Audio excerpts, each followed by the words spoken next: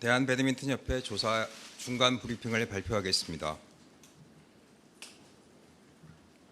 지난 올림픽 당시 안세영 선수의 인터뷰를 계기로 체육계의 낡은 관행이 사회적 이슈가 되었고, 문화체육관광부는 파리 올림픽 직후부터 조사단을 구성 대한배드민턴협회를 조사하고 있습니다.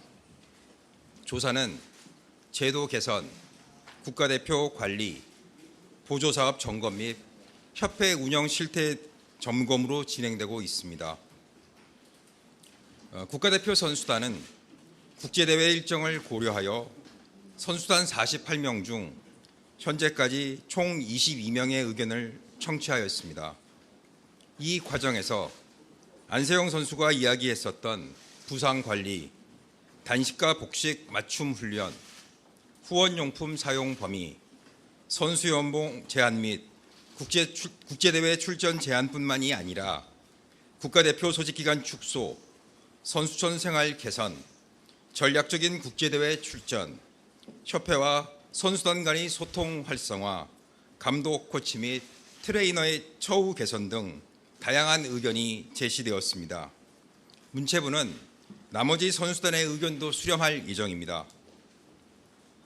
오늘은 현재까지 확인된 제도 개선 필요사항과 앞으로의 추진 방향, 그리고 언론을 통해 제기되었던 협회 문제점 등을 중심으로 발표하고 9월 말 최종 조사 결과를 발표하겠습니다. 먼저 제도 개선과 관련하여 말씀드리겠습니다. 첫째, 협회 후원용품의 계약 방식 적절성 문제입니다. 후원용품의 사용 범위와 관련하여 협회는 유니폼뿐만이 아니라 경기력과 직결되는 래킷, 신발까지 후원사의 용품만을 일괄적으로 사용하도록 강제하고 있습니다. 그러나 국내 올림픽, 아시안게임 44개 종목 중 이렇게까지 예외 없이 의무화하는 경우는 거의 없습니다. 미국, 일본, 프랑스 등은 선수의 선택권을 존중하고 있으며, 덴마크는 선수의 래킷과 신발 사용 권리를 명문화하고 있습니다. 저희가 인터뷰한 국가대표 선수단 대부분은 래킷, 신발 등 경기력에 민감한 영향을 미치는 용품은 본인이 원하는 용품 사용을 희망하고 있었습니다. 문체부는 경기력과 직결되는 용품은 선수의 결정권을 존중해야 한다고 판단합니다. 현재 배드민턴협회와의 후원 계약이 2027년 3월까지인 점을 감안하여 그 이전에 신속한 개선을 위해서 후원사와 협의하고 있습니다. 또한 후원사 후원금의 국가대표 선수단 배분도 문제입니다. 과거에는 배드민턴협회가 받은 후원사 후원금의 20%, 약 72만 불을 국가대표 선수단에게 배분했었습니다. 하지만 협회는 2021년 6월 이 배분금 조항을 삭제하였습니다. 이 과정에서 당사자인 국가대표 선수단의 의견을 청취하지 않았으며, 대다수의 선수들은 최근 문체부의 의견 청취 과정에서 이를 알게 되었습니다. 또한 과거에는 배분금과 별도로 국가대표 선수가 국제대회에서 우수한 성적을 거두면 후원사로부터 직접 개인 보너스를 받았으나, 현재는 그 보너스를 협회가 일괄 수령하는 것으로 규정되어 있습니다. 국가대표 선수들은 이 사항 역시 전혀 알고 있지 못하고 있었습니다. 문체부는 협회 관계자를 대상으로 사실관계를 파악하고 협회의 전체적인 상금 지원 체계 확인, 다른 종목과의 비교 등을 통해 개선 방안을 마련하겠습니다. 둘째, 국가대표 선수 선발 방식의 공정성 관련입니다. 배드민턴 단식은 선수의 경기력으로 100% 선발하나, 복식은 경기력 70%, 평가위원회 점수가 30%입니다. 주관적 평가는 과거 50% 수준이었으나 2021년 공정성 논란으로 10%로 축소되었다가 금년 2월 다시 30%로 확대되었습니다. 국내 올림픽 아시안게임 44개 종목, 해외 사례 등을 살펴보더라도 객관적 기준으로 선발하며 주관적 평가를 가급적 배제하고 있습니다. 국가대표 선수단은 주관적 평가의 문제점뿐만이 아니라 현재 추첨으로 파트너와 상대팀을 정하는 경기력 측정 방식도 실력보다 운이 크게 작용하고 있어 이 역시 문제라고 합니다. 추첨 방식이 문제가 있는 상황에서 평가위원회 점수가 추첨의 문제점을 보완하는 순기능을 갖기는 하지만 실력과 무관한 선발을 가능케 하는 역기능도 있음을 지적하였습니다. 국가대표 선발은 매우 민감하고 중요한 문제입니다. 문체부는 국가대표 선수단, 청소년 후보 선수, 지도자, 전문가와 관계기관과의 폭넓은 의견 수렴을 통해 가장 공정한 대안이 마련될 수 있도록 하겠습니다. 셋째, 비국가대표 선수의 국제대회 출전 제한 관련입니다. 현재 국가대표가 아닌 배드민턴 선수는 최소 5년 이상 국가대표로 활동하고 남자는 만 28세, 여자는 27세인 경우에만 세계 배드민턴 연맹 승인 국제대회 출전이 가능합니다. 국내 올림픽 아시안게임 44개 종목 중 배드민턴처럼 비국가대표 선수의 국제대회 출전을 제한하는 경우가 없습니다. 미국, 일본, 덴마크, 프랑스도 마찬가지입니다. 문체부는 국제대회 출전 제한이 선수의 직업 행사의 자유를 과도하게 제약하는 만큼 폐지하도록 권고하겠습니다. 넷째, 실업 배드민턴 연맹의 연봉과 계약 기간 관련입니다. 현재 배드민턴 신인 선수는 계약에 따라 학력에 따른 연봉 차별과 고졸 7년, 대졸 5년이라고 하는 지나치게 긴 계약 기간에 대한 지적이 있었습니다. 아울러 이 계약 기간에는 군 복무 기간은 산입되지 않습니다. 국내에서 실업 연맹이 있는 21개 종목 중 20개 종목은 이러한 규제가 없습니다. 관련 규정이 있는 핸드볼은 계약 기간을 1년 이상 5년 이내로 유연하게 두고 있으며 연봉도 최고 연봉이 아닌 선수 보호를 위한 최저 연봉입니다. 국가대표 선수단뿐만 아니라 전문가들 역시 한 목소리로 연봉에 있어서 학력 차별 철폐, 계약 기간 단축을 주장하고 있습니다.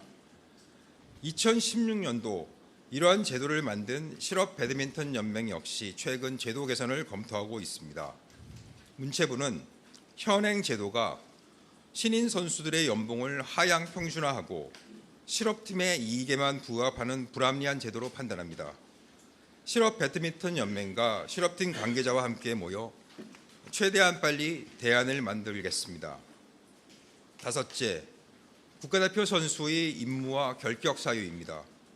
배드민턴 협회는 국가대표 선수에게 촌내외 생활과 훈련 중 지도자의 지시와 명령에 복종을 요구하고 협회의 정당한 지시에 불응하는 경우 자격 정지 등 불이익을 줄 수 있는 권한을 가지고 있습니다.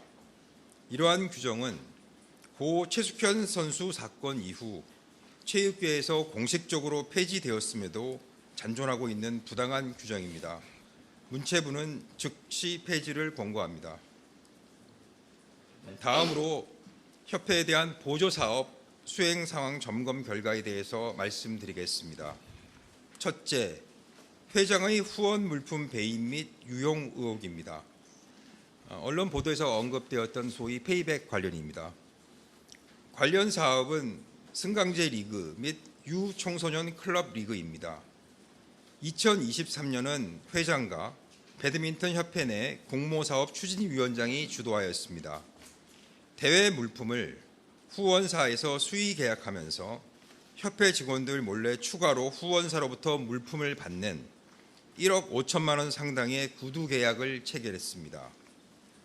후원 물품은 지역 배드민턴 협회로 이미 배분되었습니다.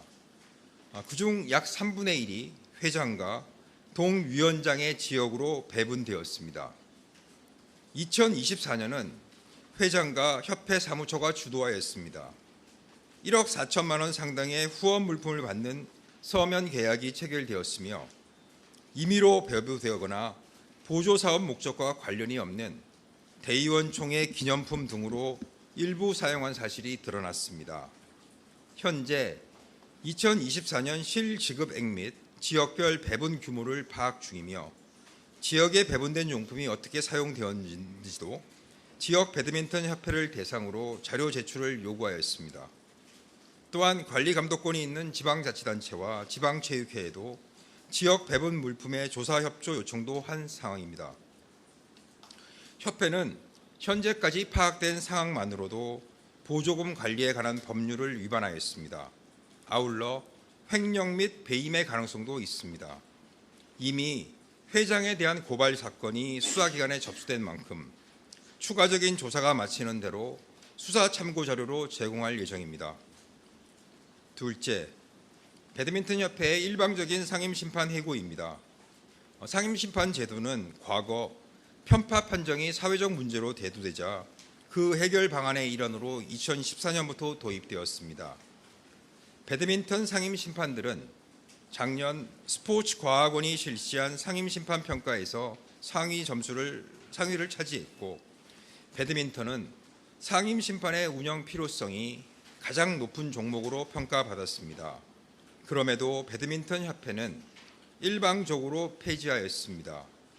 문체부는 정확한 이유가 무엇인지, 상임심판 폐지 시 심판의 공정성 확보 대책은 과연 확보한 것이었는지, 협회 자체 예산인 심판 수당 부담 증가까지 고려한 것인지 엄밀하게 경위를 파악하여 시정 조치할 예정입니다. 셋째, 협회 임원이 운영하는 업체에 대한 수수료 지급관입니다.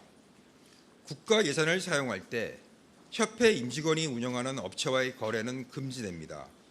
하지만 협회는 감사가 대표이사로 재직 중인 회계법인과 2021년부터 지금까지 거래를 지속하고 있습니다. 문체부는 앞서 언급한 보조금법 위반 행위와 관련하여 교부결정 취소, 보조금 반환 명령, 제재 부과금 부과 등 법적 조치를 취할 예정입니다.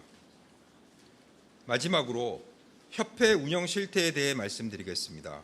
첫째, 일부 임원들이 규정을 위반, 성공 보수를 수령하였습니다. 정관에 따르면 임원은 보수를 받을 수 없습니다. 또한 협회 행동 관령은 직무 관련자로부터 금품을 받을 수 없으며 자신의 부당한 이익을 위해 특정 법인에 후원, 협찬을 하도록 영향을 미칠 수 없음을 명확히 규정하고 있습니다. 그러나 일부 임원이 협회의 마케팅 규정을 이용하여 후원사 유치에 기여했다는 명목으로 유치금의 10%에 달하는 인센티브, 곧 성공보수를 지급받고 있었습니다. 또한 임원의 후원금과 지급금과 관련된 문제도 있습니다. 21년부터 24년 8월까지 약 3년 반 동안 40명에 달하는 배드민턴 임원의 후원액은 회장의 후원금 2,300만 원이 유일합니다.